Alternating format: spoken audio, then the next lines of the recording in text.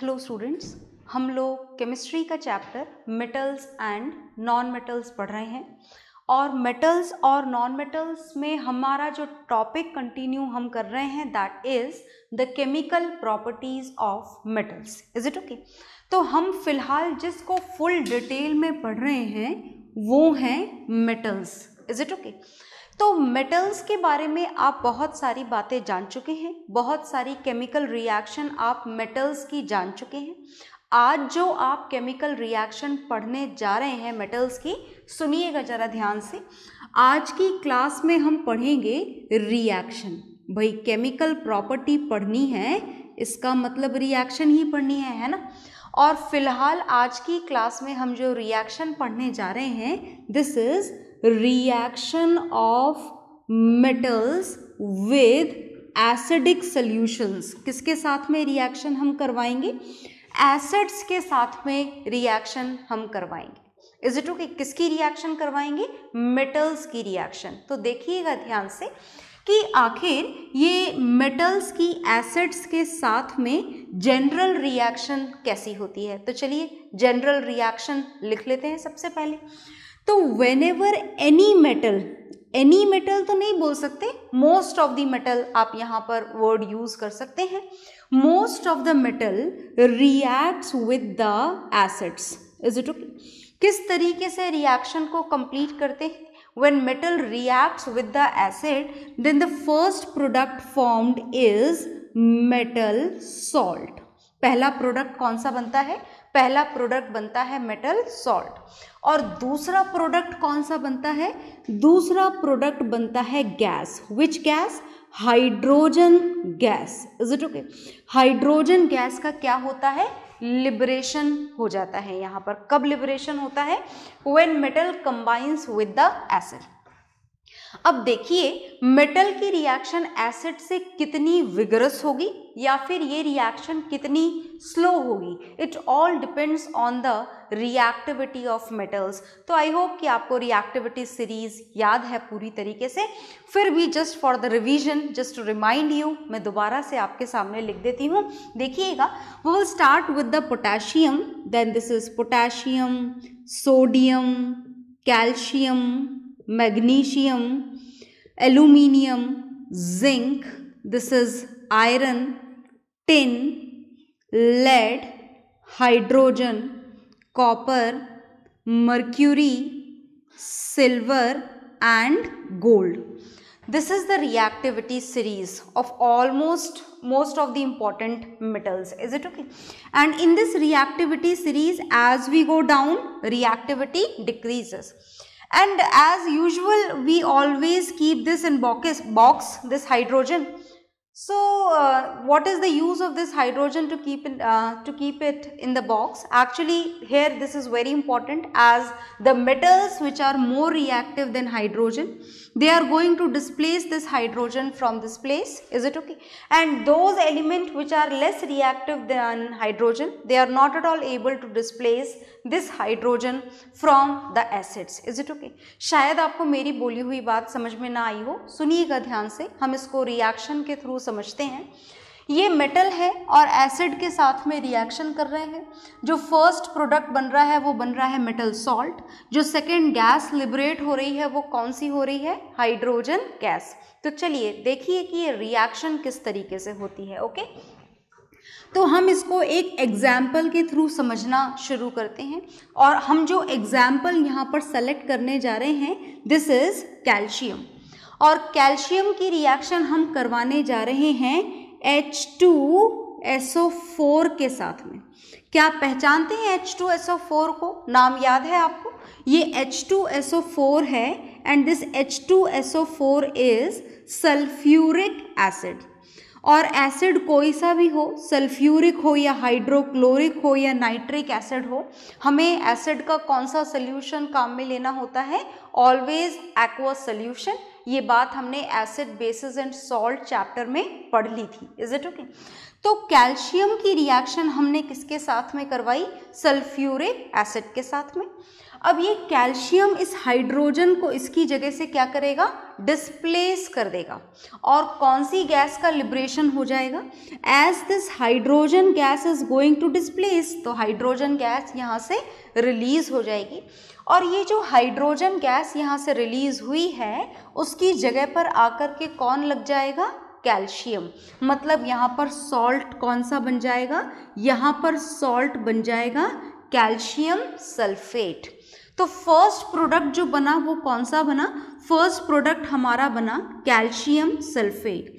और जो gas liberate हुई वो कौन सी गैस लिबरेट हुई, the liberated gas is hydrogen gas, whose presence can be tested by the pop sound when we are going to bring a burning matchstick near the mouth of the jar from which this hydrogen gas is going to be liberated, right? तो आपने देखा यहाँ पर कि calcium ने hydrogen को उसकी जगह से डिस्प्लेस कर दिया, कैल्शियम खुद उसकी जगह पर आकर के शिफ्ट हो चुका है, डिस्प्लेसमेंट हो चुका है। किसका डिस्प्लेसमेंट हुआ है, हाइड्रोजन गैस का। मतलब कैल्शियम ने हाइड्रोजन को उसकी जगह से क्या कर दिया, डिस्प्लेस। और कारण क्या है ऐसा हो पाने के पीछे, ऐसा हो पाने के पीछे कारण है कि ये जो कैल्शियम है, this calcium is more reactive than hydrogen. Calcium किससे ज़्यादा रिएक्टिव है, हाइड्रोजन से ज़्यादा रिएक्टिव है। तो चलिए एक रिएक्शन और लिखते हैं। For example, now this reaction is going to be done in between zinc and HCl। देखिए ये रिएक्शन जो लिखी जा रही हैं, ये रिएक्शंस आपको रटनी नहीं है ना, आपको फ्रेम करनी आनी चाहिए कि क्या प्रोडक्ट बनेगा। अगर रिएक्टेंट एग्जाम्स में गिवन है then you should know what will be the product form, and for that the valencies of ions has to be learn, वो याद करनी पड़ेंगी। तो आई होप आप कर चुके होंगे, और नहीं करी है तो करेंगे आप उसे learn. Now this zinc is going to react with this hydrochloric acid. Look here, again we took the aqueous solution of it. Aqueous solution काम में लेना है आपको, as the acids are going to show their behavior only and only in the presence of their aqueous solution. Is it okay? कारण याद है आप लोगों को, आपने पढ़ा है, बार बार पढ़ा है acid, bases and salt chapter में. Okay, so look here, now this zinc is going to displace this hydrogen. क्या displacement होगा पहले तो चेक करें इस टेबल के अकॉर्डिंग, क्या जिंक हाइड्रोजन को इसकी पोजीशन से डिस्प्लेस कर सकता है? Yes, it can be done. Zinc ये काम कर सकता है, हाइड्रोजन का डिस्प्लेसमेंट क्यों कर सकता है? Because the zinc is more reactive than hydrogen, right? So look here, क्या प्रोडक्ट बनेगा? देखिए ध्यान से, क्या लिख दूं मैं? ZnCl लिख दें क्या? जरा ध्यान से देखिए, जिंक ने हाइड्रोजन को उसकी जगह से हटा दिया है, तो हमने हाइड्रोजन की जगह पर जिंक लिख दिया है। क्या ये हमारा प्रोडक्ट सही है? नहीं। अब आप बोलोगे ऊपर भी तो ऐसा ही किया था। बिल्कुल, ऊपर भी ऐसा ही किया था, क्योंकि कैल्शियम की वैलेंसी कितनी होती है? 2+, सल्फेट की वैलेंसी कितनी होती है? 2-, ये कैंसिल हो गई थी, and the ratio which we obtain, simplified ratio which we obtain is 1:1, और finally the product which is obtained is calcium sulphate. ये 1 यहाँ आ गया था और ये 1 यहाँ आ गया था। Is it okay? तो जो भी प्रोडक्ट बनता है वो हमेशा और हमेशा किसके थ्रू बनता है? Only and only with the help of valencies, right? तो यहाँ पर देखिए आप, जिंक और क्लोराइड की वैलेंसी आपको याद होनी चाहिए। In that case, the valency of zinc is 2+, the valency of chloride ion is 1-. So the product formed is zinc chloride, ZnCl2। ये 1 यहाँ आएगा और ये 2 यहाँ पर। तो क्या बना आपका प्रोडक्ट? आपका प्रोडक्ट बना जिंक क्लोराइड, और कौन सी गैस लिबरेट हो गई? हाइड्रोजन। नाम नहीं लिखेंगे हम यहाँ पर, सिंबल लिखेंगे, सिंबॉलिक इक्वेशन है ये। सो this is the liberated hydrogen gas, the reaction is not balanced. तो आप यहाँ पर 2 लगा दें और आपकी बैलेंसिंग हो जाएगी complete. So both of these reaction, not both of these, when any of the metal is going to combine with any of the acid, then this type of reaction will be done and which can be done, which can be written, which can be understand as the displacement reaction. तो आप देख रहे हैं यहाँ पर ये दोनों ही reaction किसके एग्जाम्पल हैं, डिस्प्लेसमेंट रिएक्शन के एग्जाम्पल हैं। यहाँ पर मेटल्स एसिड्स में से किसको डिस्प्लेस कर रहे हैं, हाइड्रोजन को। यहाँ पर भी देखिए मेटल ने हाइड्रोजन को क्या कर दिया, अपनी जगह से डिस्प्लेस, मतलब डिस्प्लेसमेंट रिएक्शन हो रही है। तो ये जो रिएक्शन है ये सिर्फ इन मेटल के साथ में हो सकती है जो इस हाइड्रोजन के ऊपर है, क्योंकि जो मेटल हाइड्रोजन के ऊपर हैं only these metals are able to displace this hydrogen from their dilute acids. Is it okay? और ये मेटल जो हाइड्रोजन से लेस रिएक्टिव हैं they can not displace hydrogen from their acids. Is it okay? इसका मतलब ये हुआ कि ये जो जनरल रिएक्शन आपने लिखी है, this general reaction of metal and acid to form metal salt and hydrogen gas is not at all going to be performed by these metals copper, mercury, silver and gold, as these metals are less reactive than hydrogen. Is it okay? तो अगर आपसे कोई पूछे that what would happen when copper is added to sulfuric acid, तो आप क्या लिखेंगे? Then no reaction takes place in the normal condition at the normal temperature and pressure. No reaction will take place as copper is not at all able to displace this hydrogen. पर हाँ, ये slow reaction possible है कई बार exceptional cases में, पर आपको ये बात याद रखनी है कि नॉर्मल कंडीशन में ये कॉपर जो है या जितने भी लो रिएक्टिव मेटल हैं they do not react with the acids. Is it okay?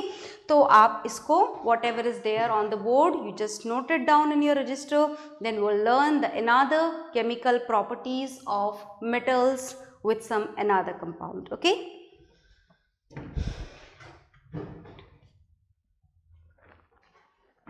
तो आपने ये नोट डाउन कर लिया होगा, नोट डाउन ज़रूर करेंगे आप। Each and every reaction has to be written in your register so that you are able to learn it well. जो अब हम नेक्स्ट केमिकल प्रॉपर्टी पढ़ने जा रहे हैं, this next chemical property is again based on the same reactivity series which is there in front of you. Reactivity series के ऊपर ही based है, देखिएगा ध्यान से। यहाँ पर जो अब हम रिएक्शन करवाने जा रहे हैं वो मेटल की रिएक्शन है, और मेटल की रिएक्शन हम मेटल सॉल्ट के साथ में करवाएंगे। Reaction of metal with metal salt. तो देखिएगा ध्यान से कि मेटल की रिएक्शन मेटल सॉल्ट के साथ में किस तरीके से होगी, राइट? तो हम शुरू करते हैं। इस रिएक्शन को हम कैसे करवाने जा रहे हैं? Reaction of metal with metal salt. अब सबसे पहले जानने की बात यह है कि इस रिएक्शन को आप ऑब्जर्व कर पाएं।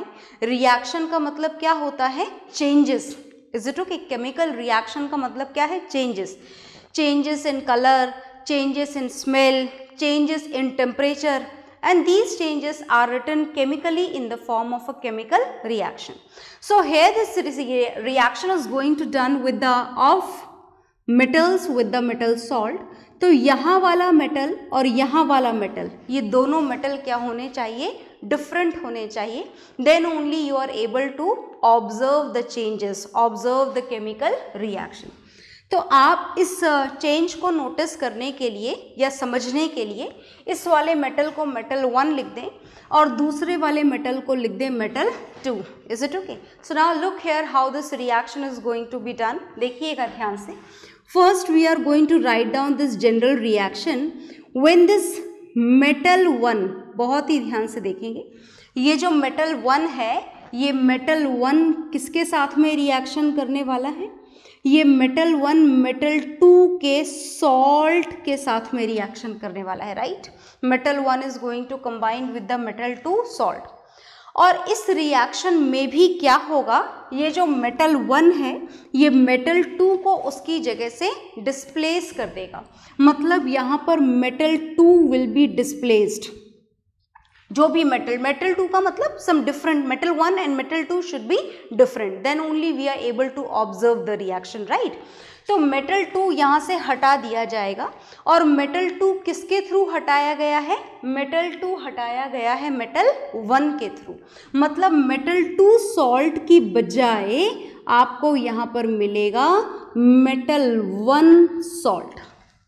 आई बात समझ में, इज इट ओके। मतलब ये रिएक्शन जो है ये भी किसका एग्जाम्पल है, this reaction is also an example of displacement reaction.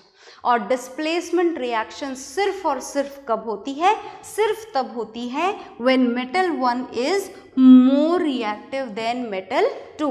तो इस रिएक्शन की होने की ये बिल्कुल स्ट्रिक्ट कंडीशन है कि मेटल 1 मेटल 2 को अपनी जगह से कब डिस्प्लेस करेगा, मेटल 1 मेटल 2 को अपनी जगह से तब डिस्प्लेस करेगा when it is more reactive than the metal 2, otherwise the reaction does not takes place, reaction नहीं होगी।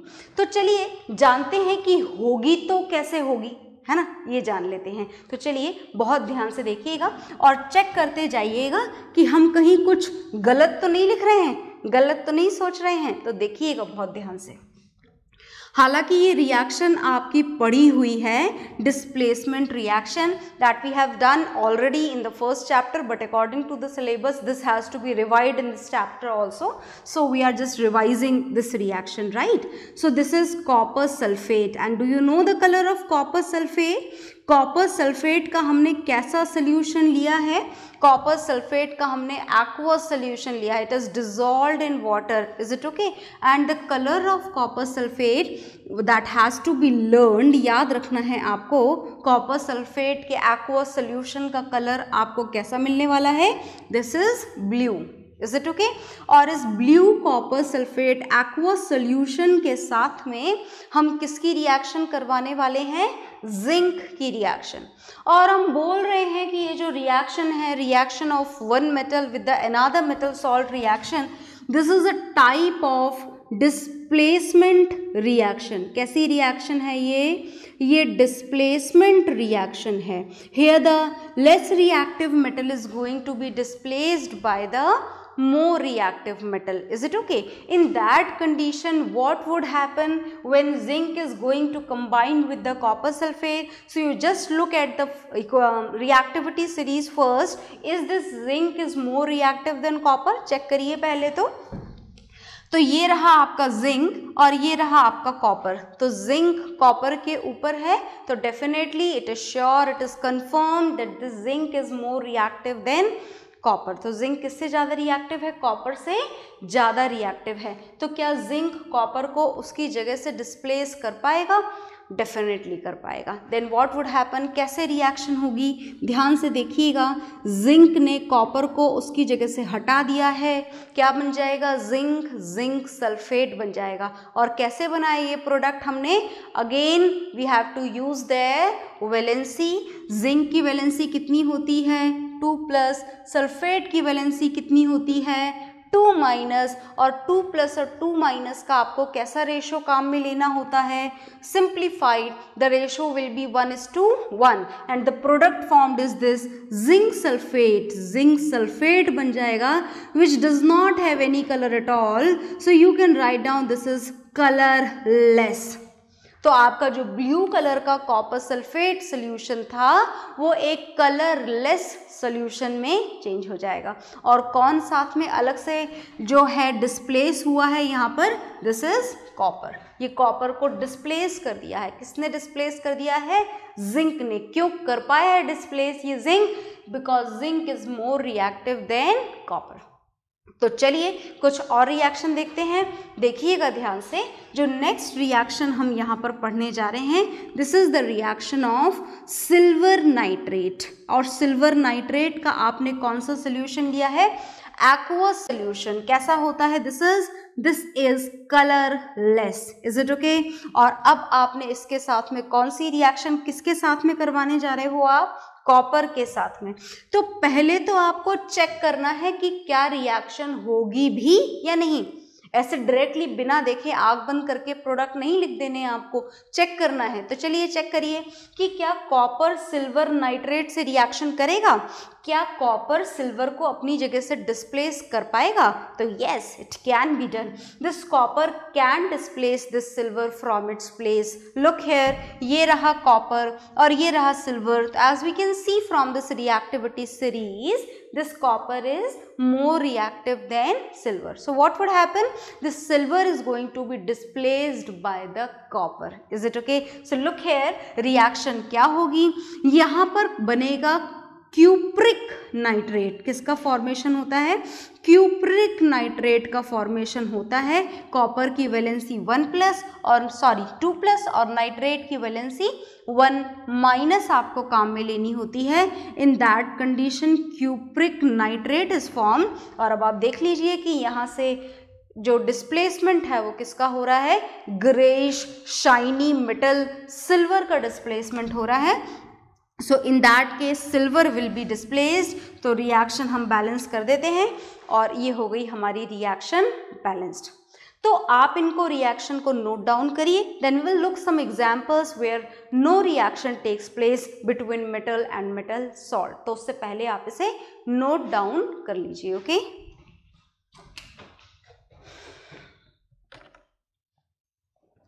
तो आपने ये नोट डाउन कर लिया होगा। मैं पॉज कर करके नोट डाउन करें, है। मैं इतनी जल्दी से जाके वापस आ जाती हूँ, आप सोचते हो कि इतनी जल्दी कैसे नोट डाउन कर सकते हैं। तो you have to pause the video, right. तो आपको पॉज करने होंगे वीडियोस और उसके बाद नोट डाउन करना होगा। नोट डाउन ज़रूर करें, अपने क्लास नोट्स ज़रूर प्रिपेयर करें आप लोग। और अब हम देखने जा रहे हैं कि क्या ये रिएक्शन हमेशा ही होगी।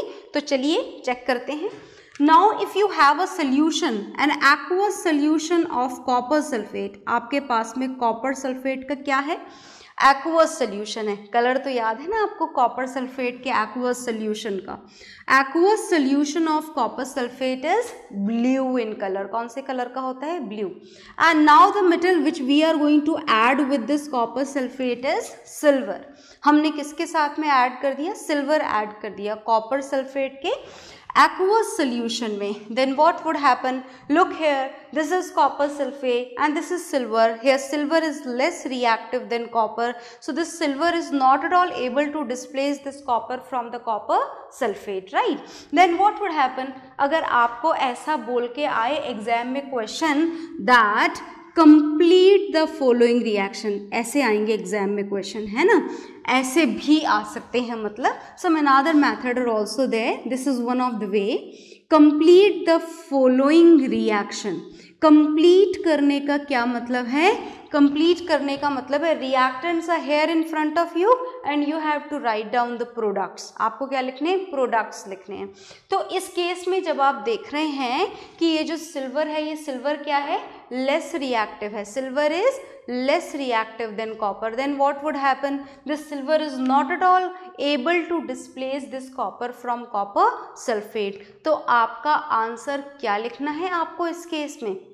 इस केस में आपको आंसर लिखना है that no reaction will take place, no product will be formed. जब आप इन दोनों को मिला करके रख देंगे तो ये जो रिएक्टेंट है ये एज इट इज रहेंगे। सिल्वर सिल्वर ही रहेगा। ब्लू कलर का copper sulphate aqueous solution blue colour का ही रहेगा। No changes will be observed as no chemical reaction is going to take place. Is it okay? आई बात समझ में? तो आप इस रिएक्शन को भी नोट डाउन करेंगे। तो आपने ये रिएक्शन नोट डाउन कर ली होगी और इसी के साथ में हमारी एक और केमिकल प्रॉपर्टी कंप्लीट हो गई है, reaction of metal with metal salt. और अब हम और रिएक्शन पढ़ने जा रहे हैं, केमिकल प्रॉपर्टीज मेटल की पढ़ने जा रहे हैं एक और दूसरे रिएक्टेंट के साथ में। और इस दूसरे रिएक्टेंट के साथ में रिएक्शन पढ़ने के लिए आपको रिएक्टिविटी सीरीज की ज़रूरत नहीं है, क्योंकि हम जो रिएक्शन पढ़ने जा रहे हैं this is the reaction of metals with chlorine. किसके साथ में हम रिएक्शन करवाने जा रहे हैं? हम क्लोरीन के साथ में रिएक्शन करवाने जा रहे हैं और ज़्यादा बेहतर होगा कि आप क्लोरीन की जगह है क्लोरीन गैस बोलें। Is it okay? As the atom of chlorine cannot exist in nature, है ना, in its atomic state because of incomplete octet, right? तो ये जो मेटल की रिएक्शन है हम किसके साथ में करवाने जा रहे हैं? जनरल रिएक्शन लिख रहे हैं आपके सामने, देखिएगा ध्यान से। तो when metals react with the chlorine gas, then the product which is usually formed is a salt, and that salt is metal chloride. Metal किसका फॉर्मेशन करते हैं?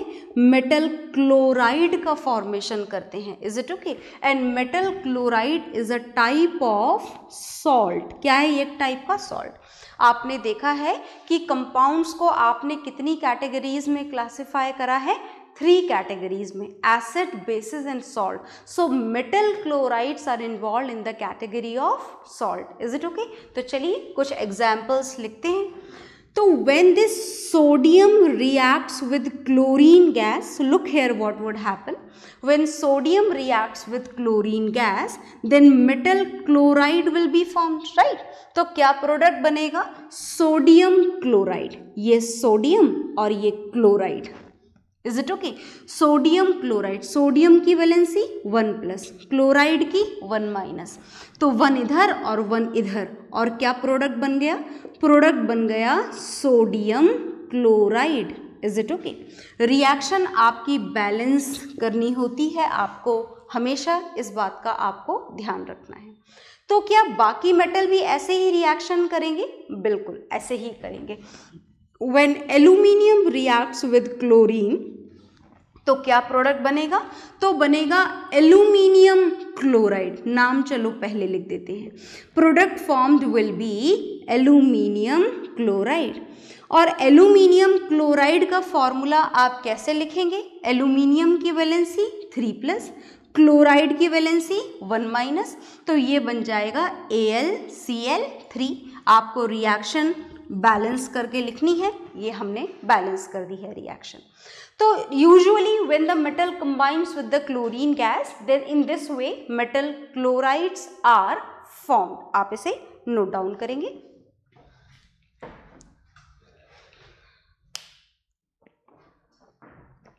तो आप इसे नोट डाउन कर चुके होंगे। अब ये मेटल क्लोराइड तो फॉर्म हो चुका है, पर आखिर इस रिएक्शन का बेसिक केमिस्ट्री का कॉन्सेप्ट क्या है उसको हम पढ़ेंगे नेक्स्ट क्लास में।